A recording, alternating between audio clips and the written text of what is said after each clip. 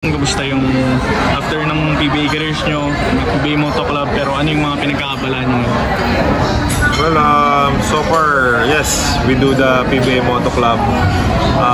The PBA Moto Club is yung usually nagka-travel pa rin kami to play basketball. So na-invite kami overseas, saka domestic. So everywhere, nakakapag-basketball pa rin kami. At the same time, yung PBA Moto Club namin, nakaka-create kami ng funding for charity work namin. So nakakatuwa na marami sumusuport sa PBA Moto Club. At the same time, yun, nakakapagbigay kami ng insight regarding sa mga basketball happening sa Philippines. Gano'ng importante para sa inyo na yun, kahit retired na kayo, baka nagsasama-sama pa rin kayong mga dating PBA stars na pagbigay pa rin ng inspiration?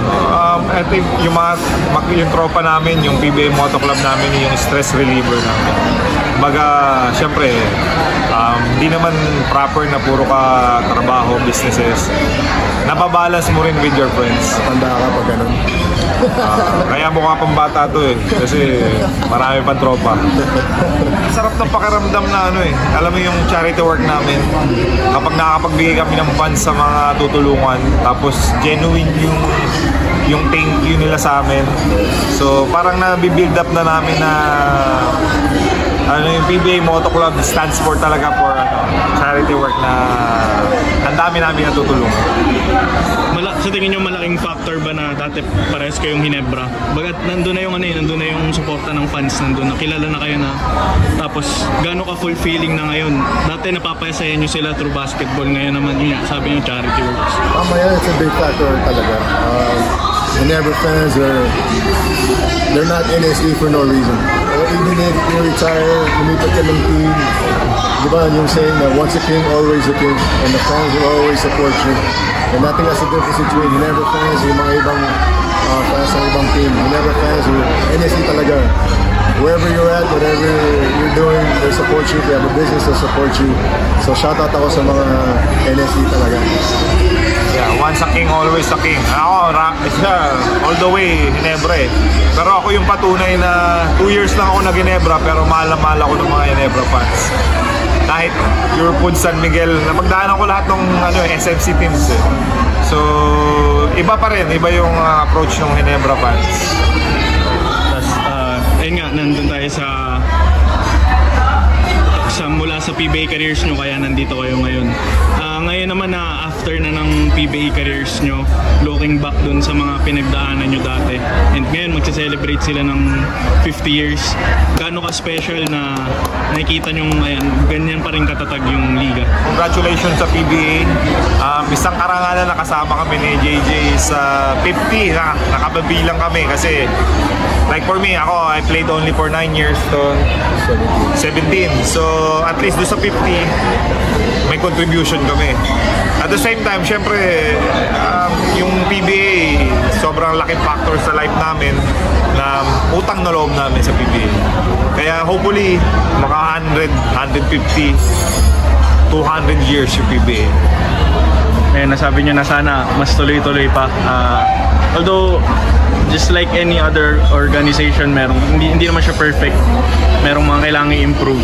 So given the current state ng liga, sa tingin nyo ano yung dapat baguhin, dapat ayusin?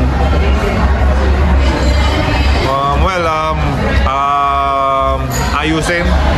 I think for me, opinion ko, in order to make the league strong and balanced, dapat ma-figure out natin kung paano i-balance lahat ng teams. Kasi hindi naman bago sa lahat na ang malakas lang is 2-3 eh.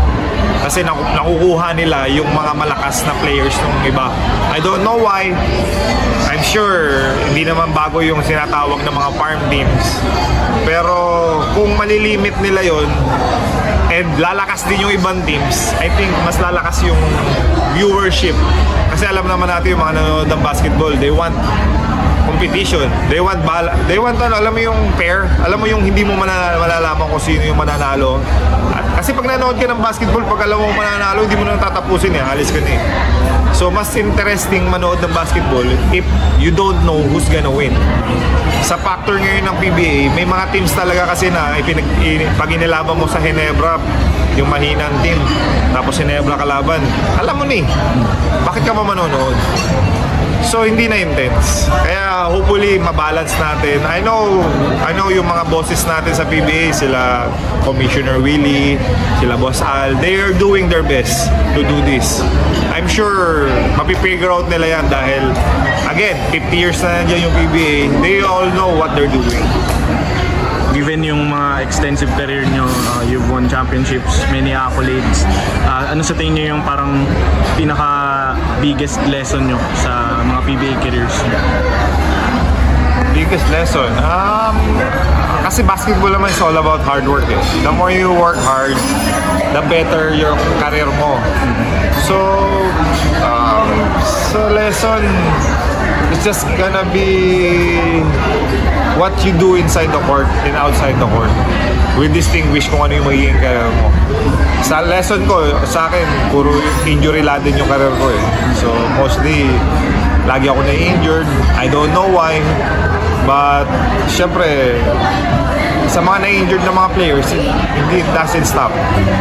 You need to work harder kasi ikaw yung na-injured eh. Yun lang yung mabibigay ko na lesson sa mga players na laging na-injury.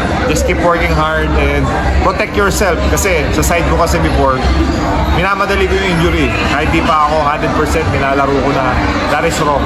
Huwag niyong gagayahin yung ginawa ko before para mas tumagal pa kayo sa basketball career.